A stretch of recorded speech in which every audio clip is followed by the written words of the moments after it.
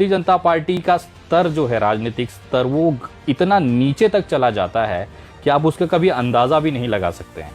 मैं ये बातें आज आपको साबित करना चाहूँगा और कुछ दिखाना चाहूँगा कि किस तरह से सत्ता हासिल करने के लिए भारतीय जनता पार्टी किसी भी हद तक जा सकती है। ये वीडियो पूरा देखिए और समझिए, और मैं निवेदन करूंगा कि देश के हर इंसान तक ये वीडियो पहुंचाएं, ताकि भारतीय जनता पार्टी की जो नीचता है, जो एक तरह से गंदगी है, वो लोगों तक पहुंचे। आपको याद होगा, चुनाव से आज से ठीक 1.5 साल पहले भाजपा के पदाधिकारी की लाश फांसी से लटकी हुई मिलती है। उसके बाद पूरा भाजपा टूट पड़ता है ममता बनर्जी के ऊपर और आरोप लगाया जाता है कि टीएमसी कार्यकर्ता ने उनके अध्यक्ष या मंडल अध्यक्ष या जो भी पदाधिकारी था भाजपा का, उसकी हत्या की है। ममता बनर्जी सक्रिय हो जाती हैं। उसके बाद उस मामले की जांच की जाती है और उस जांच में जो आरोपी पकड़े जाते हैं वो निकलते हैं भारतीय जनता पार्टी के कार्यकर्ता। जब उनसे पूछताछ की जाती है तो ये बताया जाता है कि हमें ऊपर से आदेश आया था कि इस तरह की अगर हत्याएं होती हैं तो उसका राजनीतिक फायदा होने वाले विधानसभा चुनाव में उनको मिलेगा। ये उसकी पहले की तैयारियां थी। तो लाशें गिराना तो इनके लिए बहुत आसान बात है। गोधरा देश ने देखा है, CNRC में जिस तरह से दिल्ली में दंगे हुए और लाशें गिरी, देश ने देखा है। आज जब बंगाल में जब वो चुनाव हार चुकी है भारतीय जनता पार्टी, तो TMC को बदनाम करके, अब मैं जो कहने जा रहा हूं उसे आप रिकॉर्ड रखिएगा और वीडियो संभाल के रखिएगा। 2-3 चीजें आने वाले 1-2 दिनों में आप देखेंगे।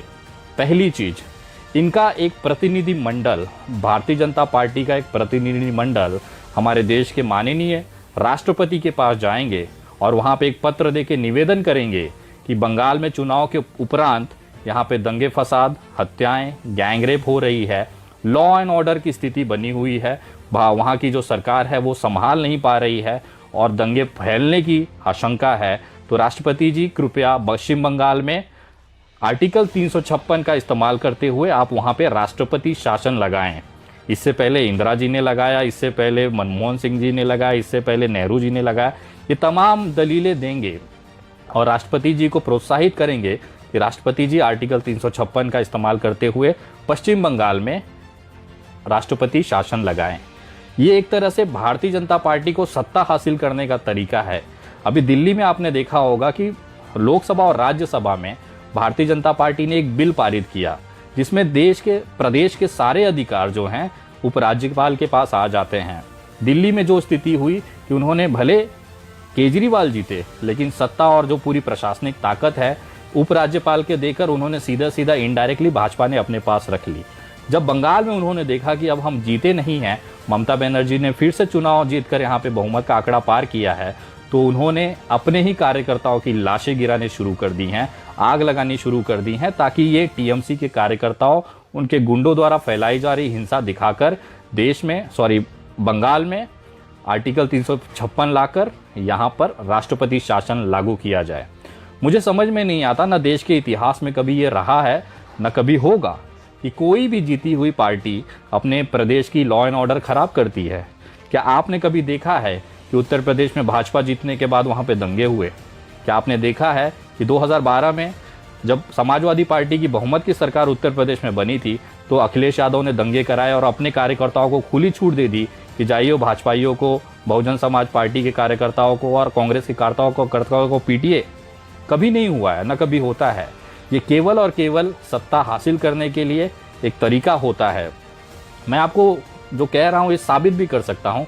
इसके लिए एक छोटी सी वीडियो आपको दिखाना चाहूँगा।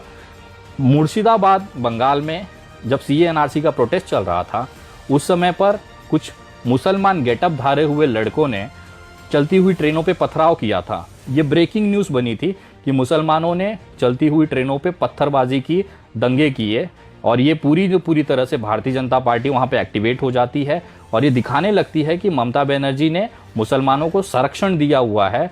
रोहिंग्या के मुसलमान वहाँ पे पनप रहे हैं, बांग्लादेशी मुसलमान वहाँ पे पनप रहे हैं और उन्होंने ट्रेनों पे हमला किया। लेकिन जब वो आरोपी पकड़े गए जिन्होंने पत्थरबाजी की थी, तो वो सारे के सारे जो आरोपी थे वो बीजेपी के कार्यकर्ता थे। देखिए ये वीडियो। पश्चिम बंगाल के मुर्शिदाबाद में ट्रेन पर पत्थरबाजी कर मुस्लिम समुदाय को बदनाम करने वाला एक गैंग पुलिस के हत्थे चढ़ गया है। इस गैंग का मास्टरमाइंड अभिषेक सरकार, भारतीय जनता पार्टी का स्थानीय कार्यकर्ता है।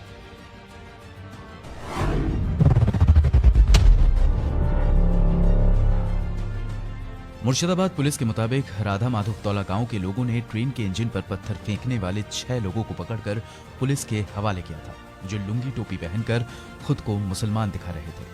पूछताछ में आरोपियों ने कहा कि अपने YouTube चैनल पर वीडियो अपलोड करने के लिए उन्होंने हुलिया बदलकर ट्रेन के इंजन पर पत्थर फेंका था, लेकिन पूछताछ में मुलजिम अपना YouTube चैनल नहीं दिखा पाए। पकड़े गए लोगों में 21 साल का अभिषेक सरकार है। द टेलीग्राफ अखबार के मुताबिक बीजेपी के स्थानीय नेताओं ने पुष्टि की है कि अभिषेक बीजेपी का कार्यकर्ता है। हालांकि ये आग लगाने वाले कौन हैं, वो उनके कपड़ों से ही पता चल जाता है। इस षड्यंत्र के उजागर होने के बाद पश्चिम बंगाल की मुख्यमंत्री ममता बनर्जी ने कहा, बीजेपी के जाल में मत फंसो। बीजेपी की पूरी कोशिश है कि वो नागरिकता कानून के खिलाफ प्रदर्शन को हिंदू मुस्लिम के झगड़े में बदल दे, जबकि ऐसा नहीं है। हमें खुफिया इनपुट मिला है कि बीजेपी अपने कार्यकर्ताओं के लिए जालीदार टोपी खरीद रही है। बीजेपी के कार्यकर्ता जालीदार टोपी पहनकर सार्वजनिक संपत्ति को तबाह करते हुए वीडियो बना रहे हैं ताकि एक समुदाय को बदनाम किया जा सके। जब जब ये हताश होते हैं, जब जब इनको परिणाम इनके हिसाब से नहीं मिलता, ये दंगे हत्याएं कराने लगते हैं ताकि अपोजिट जो पार्टी है उसको तबाह कर दिया जाए, उसे बदनाम कर दिया जाए और उसकी आड़ में छुपकर ये राष्ट्रपति शासन लगा के उपराज्यपाल या राज्यपाल के पास सारी ताकतें दी जाएंगी और इनडायरेक्टली पीएमओ से जो उसको आदेश आएगा राज्यपाल या उपराज्यपाल को, वो बंदा वही मानेगा। तो कहीं ना कहीं ये जो हार है ये पचा नहीं पा रही है बीजेपी और उसी का रिएक्शन है कि वो अपने ही कार्यकर्ताओं को मार रही है, रेप कर रही है, हत्या कर रही है। मैं दावे के साथ बोलता हूं कि अगर ये तमाम हत्याएं, तमाम गैंगरेप और तमाम जो आगजनी और जो मारपीट है, अगर इसके आरोपी पकड़े जाएंगे तो उसमें मैक्सिमम आरोपी आपको दिखेंगे वो होंगे भारतीय जनता पार्टी के कार्यकर्ता, क्योंकि ये इनका ट्रेंड रहा है, ये इनका तरीका रहा है। अगर कोई सरकार चुनाव में अगर नहीं हम जीत पाते, अगर कहीं सरकार नहीं बना पाती तो दूसरे तरीके से बना दी जाएगी, राष्ट्रपति शासन लगा दिया जाएगा, दिल्ली की तरह उपराज्यपाल सारी ताकत देकर केजरीवाल को नल्ला कर दिया जाएगा। वो भले मुख्यमंत्री है लेकिन कुछ कर नहीं सकता है। तो इस तरह की जो चीज़ें हैं वो बंगाल में दिख रही हैं।